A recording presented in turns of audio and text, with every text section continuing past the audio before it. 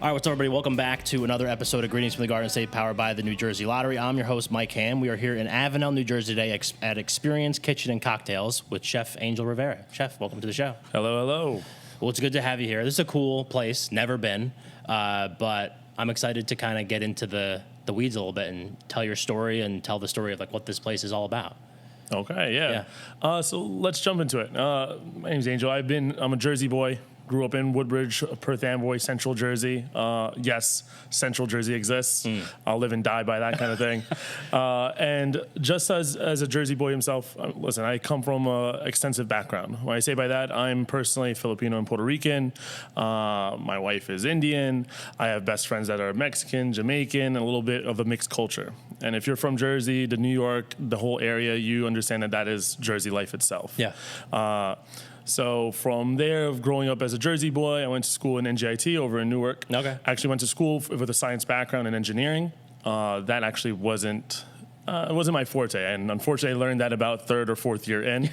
But hey, we already invested enough money, so I finished school out, and then I started concentrating into being. I was actually a teacher's assistant for the pre-college program, and then I did sales and marketing, digital marketing, indirect marketing, direct marketing for about 12 to 14 years. From there, I worked with a couple Kickstart companies. Made other people money, and realized that I wanted to do my own business. Yeah. And going through the works, I tried to figure out what I want to do, what I would like to sell.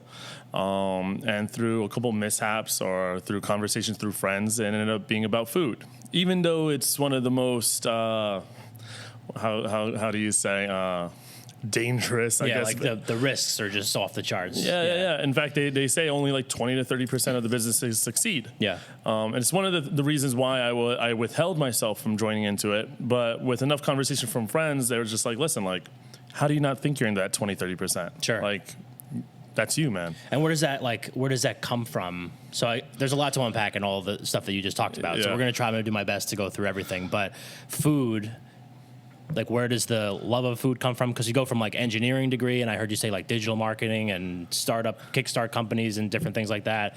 Like, are you cooking on your own? Like, where does the food start? Well, so, I believe that like with this millennial push and all the generations coming forth is that like we started focusing on like things that you love to do, right? If you love what you do at work, then you don't really work any day of your life, right? Which is kind of not true at the same time. But what happens is, growing up, it made me realize I was like the dad of the friend group. Sure. You have a birthday party, let's throw on the grill in the backyard. I was the first one with the car. So when it's time to go out, you guys jump in my car. I never asked for gas money. I never did any of that. I was the person that brought everybody together. Yeah. And I always loved food. I mean, I guess I'm a little bit of a fatty or anything like that, but I always loved food itself. Me too. So I get it totally. And it's just a lot of introspective thoughts until realizing like, oh, maybe this is what I like to do. I just mentioned a little bit ago that the group of friends, the ones that convinced me otherwise, they were like, hey, like they were eating this empanada, this picadillo empanada, where I chopped some sweet plantains into it and I made like a nice sauce. I was just a home cook then, and they're like, "No, this stuff is banging, man. Like you should sell this." And then after some thoughts, I'm like, "Okay, maybe I can do this." And when I jumped into it, I was like, "I'm going to do this the right way." What I mean by that is, well, even though I was doing decent in a sales position, when I worked at a restaurant, I started at the salad position. Yeah. I started at prep. Then I worked my way through. I put 80, 100 hours in. Talking to dishwashers, talking to line guys, talking to whoever I can. First one in, last one out. And just I compiled all these skills and thoughts and recipes and worked my way. I was very methodical on where I worked in every single place. Yeah. Started off at like a mom and pop's Italian place, actually Mulberry, right here in Woodbridge. Then I jumped over to a Dominican restaurant over in Jersey City. Then I started being more strategic on like if I want to be a sous chef, an executive chef, what does that need to entail? So I spent a couple years at Grand Marquis over in Old Bridge Route 9, where that's where I learned batch cooking. doing weddings for 300, 500, 600 people. Weddings that were for Albanians, for Jewish, for Africans, for Spanish. And then I started dipping into a lot of different types of cuisines. Yeah. So once I got that under my belt of learning how to cook for the masses, I'm like, okay, now I want to do fine dining. So then I started working at Il Nido, which is a fantastic Italian spot over in Marlborough, that's where I learned how to garnish, how to take care. It was almost that New York City type of life. Yeah. Because although I would have loved to work in New York City where like all the top restaurants are over there. In fact, Per Se, which is Thomas Keller's restaurant, Michelin restaurant, that's the restaurant that like when I ate there for my birthday, I was like, ooh, now I want to be a chef. Yeah. But I couldn't really do it because I had a newborn baby. Sure. So I already knew what that meant as far as late hours already, even working in Jersey, let alone doing it in New York and then coming back. So I just made sure that I spent my time accordingly, all my free time, YouTube, books, whatever it may be, to compensate for that. Yeah. And c'est la vie. Then eventually I ended up meeting the ownership that was about to open up what is now Xperience Kitchen and Cocktails. And going over the menu and going over what we can do or what we should do is what we're doing right now today. Yeah. I loved in your initial answer, kind of to kick off the episode, one of the things that you talked about, and is one thing that I've talked about in the last 3 years of doing this show. Like, one of the things that I love about Jersey is the fact that it's the most densely populated state in the country, but it is one of the most diverse populations in the country. So like you were talking about kind of being exposed to all these different cultures and all that kind of stuff. I think to me, that's like a huge bonus, or kind of like not a bonus, a great thing, like almost like education without education. You know what I mean? Yeah. The opportunity of learning was exactly. there. And it's everybody's perspective. Some people might go into the job, be like, what, now I got to learn this, now I got to do this. And, you know, to excel, it's changing the perspective of like, I got to like, I get to, right? So it's like, ooh, I get to learn how to do kosher foods this week. All right, tell me everything so I can make it the best experience. Yeah. And that kind of what entails everything. And that's why I started to grow my love into the hospitality industry, is because I mentioned before that, like, I was the type of person where like, oh, it's your birthday, let's go out. Oh, well, you know, whatever the occasion is, let's go out. And now I get to have people come up to me and go like, yeah, we're celebrating our 20th year anniversary. Yeah. And then when I talk to some guests nowadays, I just go like, thank you for choosing me. Yeah, right. Because it is such a dense state. It's you can throw a rock and hit like 10 restaurants, even from my restaurant right here, that are all amazing. Yeah. So when there is an opportunity for somebody to celebrate their birthday with me, or they collect their 10, 15, 20 friends and they choose here, like, shoot, I better make it a good job. Yeah. And then so that they not only can they come back, but I don't mess up their celebration. Sure. Yeah.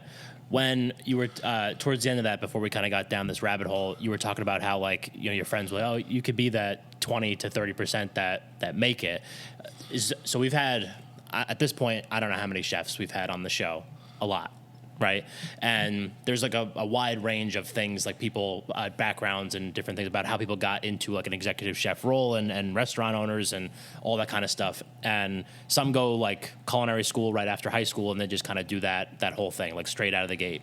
Others have been like you, doing something totally different and then kind of slid over here because their friends were saying, hey, you're a really good, you know, one of my friends is a barbecue, like pitmaster kind of thing. And like, it's one thing for your friends to be like, yeah, this is really great. Like, you should definitely do this. And then balancing that out with knowing that you can succeed in that business and your friends aren't just kind of blowing smoke up your ass, basically. You know? I mean, I think like that's something that I think you kind of have to comes into your mind at some point, right? Like, yeah, it's easy for them to say this is great because they're eating, you know, my stuff kind of thing, right? Yeah. And way to not make me feel special about saying you had so many chefs before I me. usually like to like knock people down a couple pegs, and then we'll just build you back up towards the end. Well, I mean, no matter what, and, you know, I agree with you. You know, I think that there is a stigma also, and I think there's some truth behind it too. Is like some people are like, yeah, you can't be an executive chef unless you have like 20 years, 30 years. Yeah, like, where's your grit build up into Yeah. it? And even with my team, when I even started my team, I go like, guys, like, you're probably a better grill guy than me. And some people will be like, well, where's your confidence in that, Angel? And I'm like, no, I think there's humility in that and being like, so let me lean in you, but I'll be able to teach you some things along the way. Yeah. So That's at least that part. And yes, Mike, I ramble. I jump around. I guess I'm from Jersey, right? That's what we do. Exactly. We gotta keep up. Yeah. So, damn, Mike, what was the question again? We were talking about, I want to kind of pick up the story again where, your friends are encouraging you, like you can be that 20 to 30%. Like you're going to go a totally different route on your, professional journey, like a total departure of really everything that you've done or had done up to that point. And then, so you get your first job in a restaurant, I guess, from there. Is that kind of like the... All right, so it's funny. It's like 30 seconds ago, I just talked about humility, but no, listen, I think let's do it. I think we also have gone to enough restaurants where like you eat, let's say as common as a cheeseburger, you're like, I can make this better. Yeah, right. What is this? And then like a server comes up to you and like they give you mediocre service, and you're like man, like who's training these guys? Yeah. And then, like I said, I've collected a skill set where it's sales and development and managing and training people. And then I'm like, you know what? I also have a background of teaching and I know how to talk to people. Mm-hmm. And I'm like, okay, maybe I can actually inspire, whether it's the front of house staff of how service and hospitality is supposed to be. And then I can also show, I do not like the aspect of like the chef has to be an angry person throwing pans at somebody or belittling somebody. I'm like, no. What if I take this a different route? What if I can inspire a proper group of chefs? And maybe they're from culinary school, maybe they're not, but I can be like, listen, like if I show you these set of skills, and I'm the type of person, I literally let my guys and girls in the back know, like, hey, I'm going to teach you, and I have almost expectations that you're going to leave me. Yeah. And they're like, what? Yeah. What do you mean by that? And I'm like, no, like, because, the restaurant can only be so big. I can only have so many sous chefs, but that doesn't mean I want to cap you in your knowledge. So I'm going to teach you how to grill, how to do this, how to saute, how to make a dessert, how to quenelle, how to do all these things. And I'm going to give you my best, and then I hope that you reciprocate that by giving me your best. And when I bring new people on, you do the same to them, so that when you go on to a restaurant, become a sous chef, and we have good connections, I can plug that next person in. Yeah. And it's doing pretty well. Yeah. I mean, the staff that I have been the same since almost that I've opened, and I've collected more people along the way. And opened was when? April 21st of last year. Okay. So we're about That's a year and 7 months, year and 8 months. One staff, basically. Yeah. The turnover for a restaurant is about 300%. So within a year, you can expect to go over 3 times the turnover of 3 times, and I'm pretty grateful for the guys and girls I got. Yeah, absolutely. So when we talked about like a couple, you mentioned a couple places that you had worked, and kind of your vision, being an executive chef, being like running the back of the house. And was there anybody in particular that kind of you were like, this guy gets it, and he's like running the show the way I feel like the show should be running? Or it could be no. Or it could be this is how I definitely don't want it to be, and we'll just leave that part out and we'll kind of move it on. Actually, that's a great point of saying it, because I actually do say that. A lot of learning moments is knowing what not to do. Yeah. Now, that's not to take away from Jordan, Tommy, Paul, or anybody like that. It's just more like, okay, I see what you can do, and I grab like bits and pieces from there, because I think each chef, each person, each leader should be different. I think each leader has been a compilation of all the people that they've met so far. Sure. And modeling over somebody. Ooh, let me take that back for a second. Because Duke Estime has been with me and basically a brother for me the whole time. That just smacked me across the face. My subconscious just rattled my brain. Well, hey, how did you forget about this guy? Yeah. Because he has actually shown me a lot of technical skills, and he's been in the industry as long as I've been alive. Yeah. So it's hard not to also listen to somebody like that. Sure. So shout out to Duke Estime's Cafe. Why not? Yeah. So let's pick the story back up too. Yeah. So I love it. This is kind of how I like my episodes to go. All right, cool. You meet with the group that is ultimately going to open what is now Xperience. Yes. Right. And I'm assuming you got the job, right? Yeah. And so you get the job, and now all of a sudden you go from being, someone on the line, a sous chef, whatever the case may be, to now you're executive chef and you're running everything. Mm-hmm. That jump while and you've experienced the kitchen yourself, but now you're in charge. Was there like a learning curve at all maybe at the beginning, or did you feel like it kind of seamlessly, because you felt like you had a pretty good culture put together, or what you were coming in with, you hit the ground running, so to speak? Yeah. So I know exactly what you mean. I think the analogy would be like the person that's been sitting on the bench waiting. Give me, I can't wait, waiting for my turn.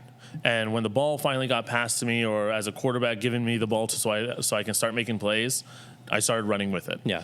The learning curve with Xperience would actually be much different than other places, because in the sense that, as all restaurants, we're working our way as we open up, and then, as we became decently popular. We became very busy very quickly. Mm-hmm.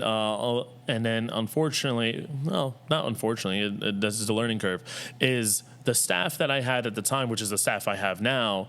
I mean, my chefs in the back, whether they admit it or not, they came from about a month or two before opening, they were making sandwiches next door.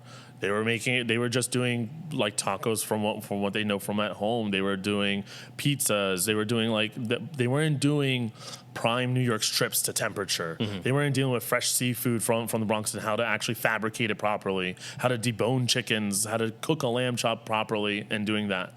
And from the time frame of us opening and me being able to teach them properly, and you kind of want a little bit of time for that, but there was no time for that. Yeah. We became like people understood our flavors, people were understanding our vibe, what we do at Xperience, and it's like, okay, time to grind. Yeah. Time to put that extra effort in, and I'm glad that my staff was able to see like the work that I put in. Sure. And they were like, okay, well, we'll put in the work too, and it gets tough. It gets tough because I could have easily been the person, and I think this is where a lot of restaurants fail, to be frank with you, to be like, okay, like, you're not doing the steaks properly, move over, I'm going to do the steaks. Of course, there was a couple days that I did that, sure, so that was a teaching moment, but I went through the pains of having to rotate my kitchen staff into like going through having to go, not throw out steaks. I don't throw out food. We eat the food, but not giving it to customers.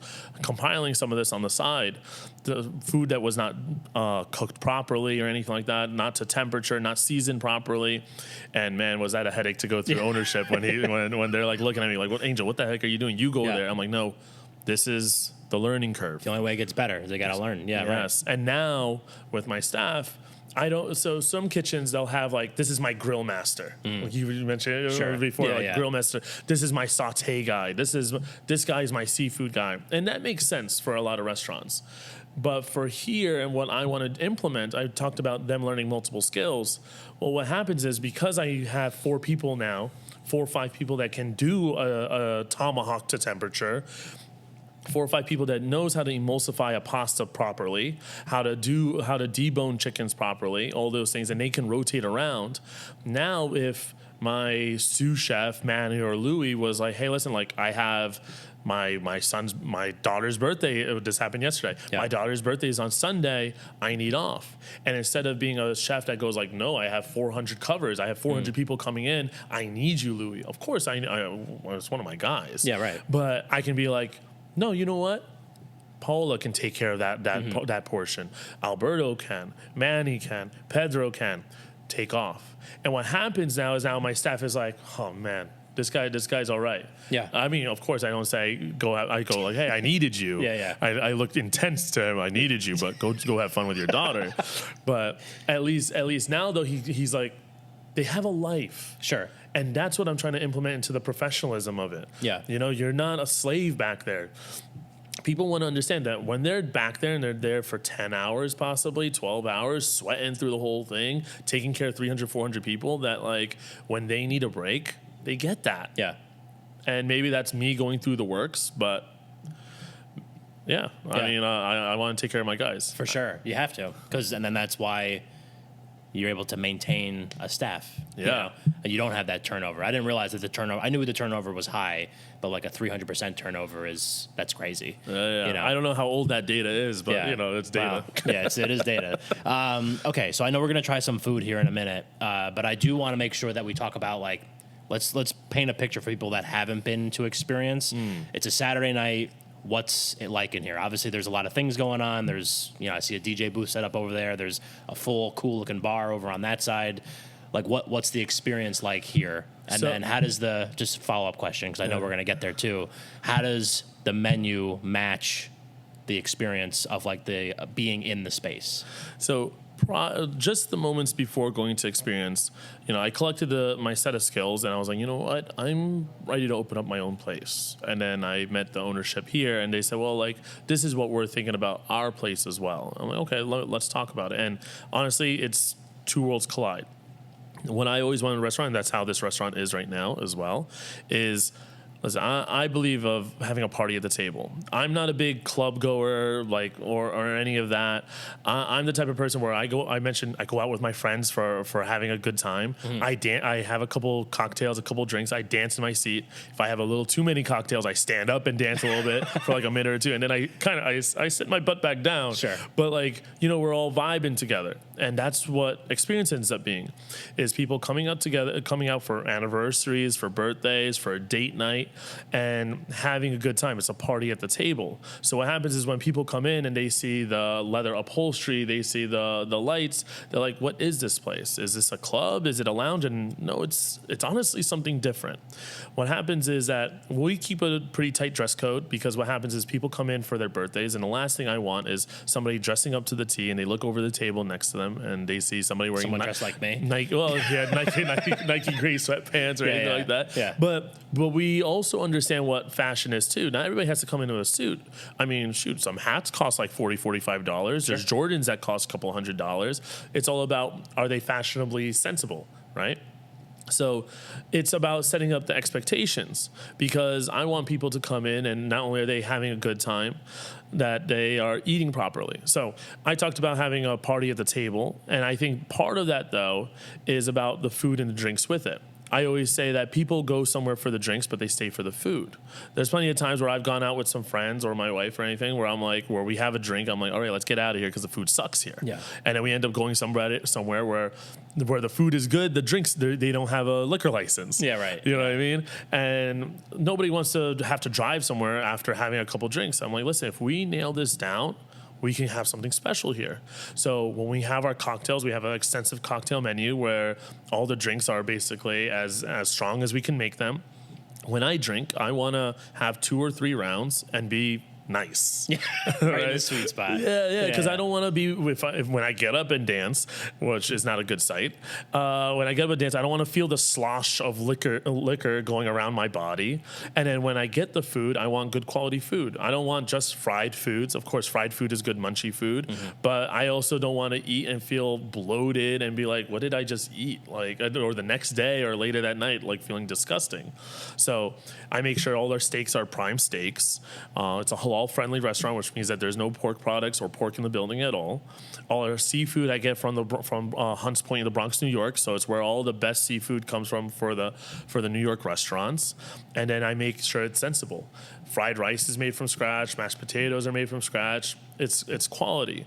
So when people come and they have a good time, I mean, I think sometimes when people go out for their birthdays or for anniversaries, for get-togethers, I almost call it F it money, where they're like, yeah, well, you know what, we're here for a good time. F it, give me the tomahawk today. Sure, yeah. F it, give me that let's go bottle service today.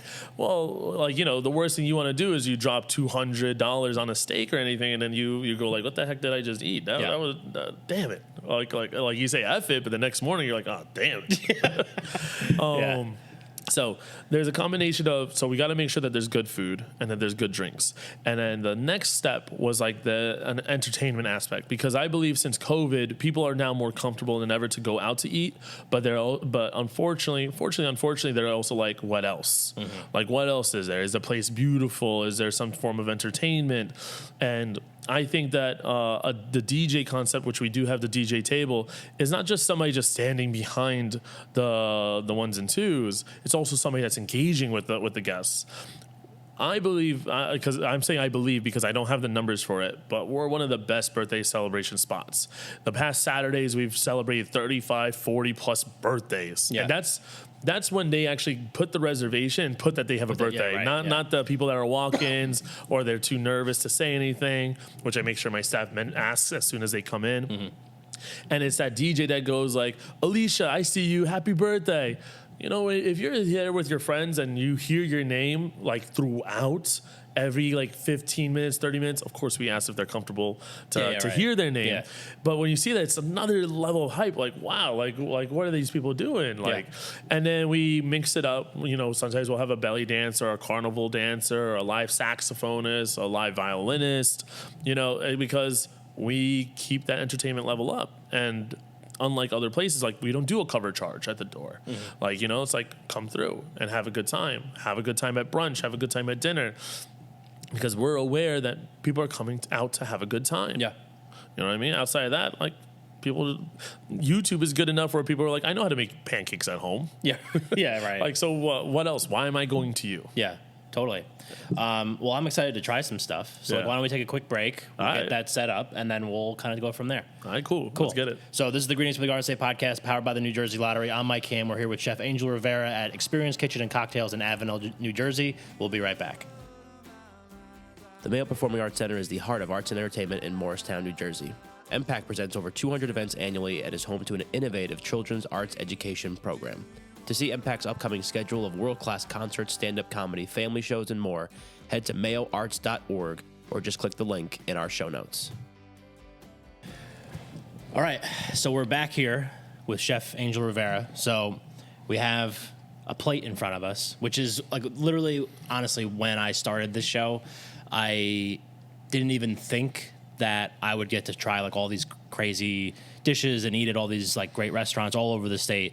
But it has certainly been a huge bonus for what we do. So talk to me about what we got here, and we'll taste some. Yeah, so what I have is a day one special. It's a lamb lollipop. What it is, it's a rack of lamb that's been Frenched, so there's no meat on the top portion of the bone, just so that you can kind of grab it with your hands. The marinade is a little different from other restaurants, which is a tomato-based marinade, so the acidity helps break it down a little bit more. I saute it, and then I finish it off onto the grill as well, and it comes with our accompanied white sauce, which, it should have a sexier name than white sauce, maybe. But you know what? When I think of, we use this for like our chicken shawarma. Yeah. And I mentioned this before. When I've gone out to New York in my early 20s and having a good time, it's that late night truck white sauce. I think everybody's familiar with. Yeah.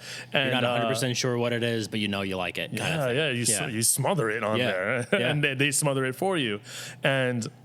You know, that's the food that's happening in Xperience. It's a little bit of everything. You recognize it. There's red meats, the fish, food that you're familiar with, and food you're willing to experiment with. So the lamb lollipops, this is like a three piece is just to get the appetizer going. And then, of course, we have a main course of it with a side of their choice, because everybody's different. Fried rice, mashed potatoes. Some restaurants force you to have one thing, but, I mean, then it's not really an experience, is it? Yeah, that's true. All right, let's try it. All right. Well, I've had it plenty of times. This is more on you. Sure.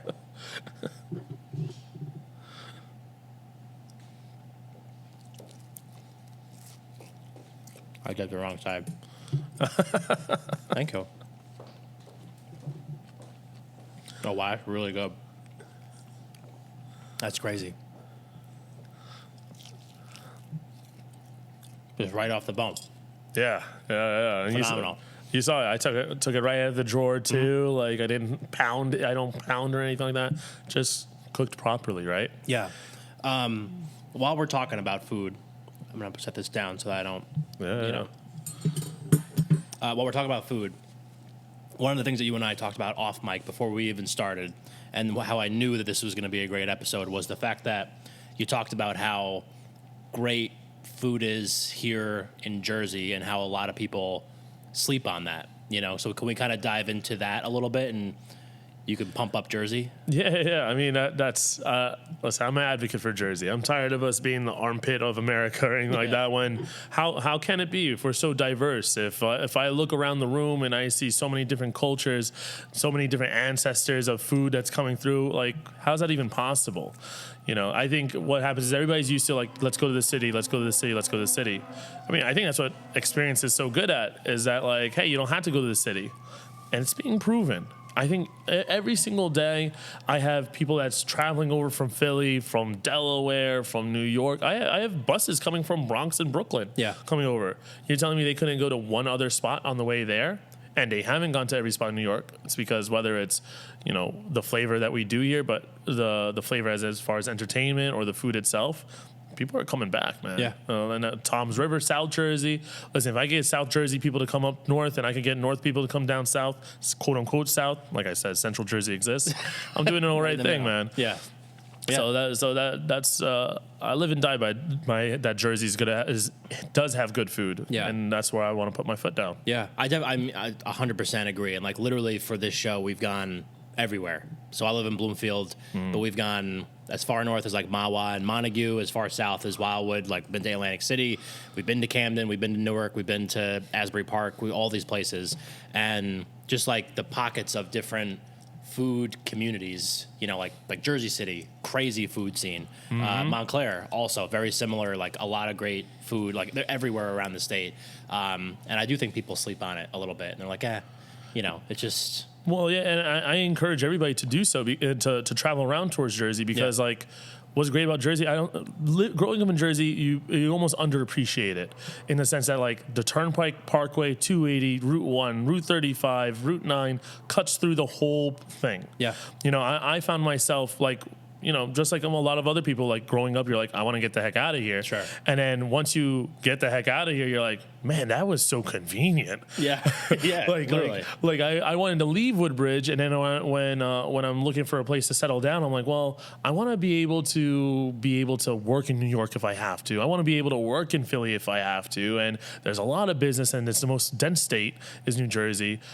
Woodbridge. Well, Route 1's there, Route 9's there, Route 35's there, 287's there. If I had to go to Staten Island for whatever reason. I just jumped on the Parkway and shot right down here and was here in, 25 minutes. Yeah. That doesn't happen in Texas. No. That doesn't happen in Florida. California. I have family in California. You want to go from LA to go towards Big Bear Mountain, which is not that many miles. It takes hours. Yeah. So people underappreciate Jersey for what it is, and then you just got to be smart about it. Listen, if you grow up in Jersey, don't go on the Parkway at 5 o'clock. Come on now, right. What are you doing? There you go. Yeah. We said at the same time, what are you doing? You should know this already. Yeah, and if you need to, you know the bear that you're about to fight. Yeah. You're supposed to. If you need to get into Newark, you don't go on the right lane to going to the exit on 145. You cut everybody. And then if you're the person that's sitting on that right lane and you see somebody cutting through, you're like, this son of a gun. Yeah. I hate you. Yeah. But that's part of it. That could not be more true, and such a good description of what that part of the state is like. Yeah. But once you live it, it's understanding. Like you can go everywhere and. Listen, now I'm gonna go into a little spiel about Jersey, but like I love Jersey. Like we get all 4 seasons. Some people are like, I want heat all year round, but when you look around like this time of the year, you see the trees as you drive down the Turnpike or Parkway. And you see reds, yellows, and oranges. You see the pumpkins. Fright Fest is coming for Six Flags and all the hay rides for all the local farms. Like, come on, man, Yeah. Jersey's where it's at. Totally. Awesome. Well, these were great. I know we have a couple more things we want to try, so let's reset. And we'll go try them. Hell yeah, let's go. Awesome.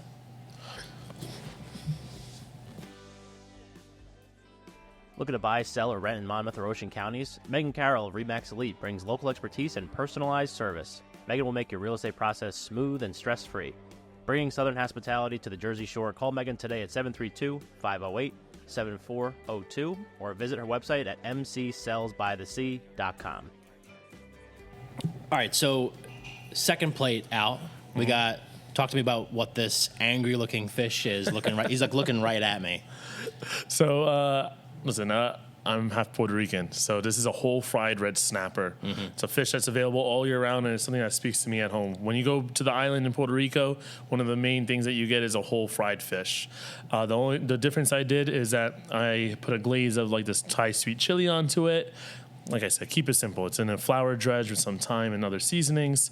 Just dredge it, deep fry it, glaze it, and let it go with a side. This is something that you can eat with a couple friends, but once in a while you need a wow factor on the table. Sure. And this fish is, the term is standing up, but a fish doesn't stand, right? So it's just upright with some plantain chips, Just good food. Yeah. Let's get it. When we're talking about like things, I mentioned this to you as we were walking out, like party at the table. Obviously, like the lamb chops, easy to grab, easy to eat, and this is like the visual of it to me is so cool, you know, like because it's a whole fish, you know. And I think we talked about also like on this episode about how kind of trying different things and seeing like what works for like the menu here and all that, and this clearly, like obviously it's very important to you, but something that has transcended, you know, made sure that it sticks on the menu here. Well, yeah, I mean, I think a lot of restaurants or a lot of people would say, like, well, you should debone it. If something should be boneless or anything like that. Make it easier for the customer. But I think... Make them work a little bit. Yeah, and it's also like... I also believe in elevating that food that you grew up with. You know, just making sure that it's cleaned properly. But, you know, my abuela made it whole with the bone on it. Yeah. Like, so that's how I'm going to make it. It's not her recipe, but that's how I'm going to make it because that's how it reminds me. Yeah. And that's whether the customers are from Jamaica or anything like that, like they're like, no, this is how I eat it too. Fantastic. Let's Amazing. eat it. Cool. All right, I'm going to hold it up for that, our main camera. That way people can make sure they see the whole thing going on. Bang. Wow. Okay. So I have to eat this whole fish. Yeah. Start right. with the tongue, though. Start with the tongue? Is that the thing? You got to go for, what's the, like the oyster out of the eye or whatever it is, you know, the cheek? Yeah, the cheek, exactly. Nah, just go right in the middle of that. That'll be good. That'll be good for food later, too. I'm afraid I'm going to knock her over. So we deep fried it, and then we put it with the glaze, and it's important to hit it with like the butane torch a little bit, just so it becomes sticky and it doesn't become soggy. Oh, yeah. I love fried fish, like a whole fried fish, and that's great. And I love like the sauce on it too. Like it just like brings it up to like a whole other level, kind of. Yeah. You know what I mean? It's awesome. I'll go Thank for you, more. man. Yeah, absolutely. I think having a whole fish like this instead of just a fillet brings out that maybe that a little bit cooking Italian background where it's like you're not really supposed to just get a pasta for yourself. Yeah. It's like a big plate of pasta and everybody kind of digs in on it. I think that's what this snapper does too. It's like everybody just gets a little couple pieces, a little chips as you're chewing on it, and then what did you get? Let me get a piece of that. Yeah. Get a big steak. Let's slice it up, and then everybody gets a piece of that. Yeah. Because it's a get together. It's a good time. Totally. This is incredible, and I know we got one more thing to try. Yeah. Which I'm also excited about too. So I'm gonna have a couple more bites of this as we get reset for the next thing, and then we'll go for there. All right. Yeah. This one will be a lot quicker. Cool. Yeah. Awesome.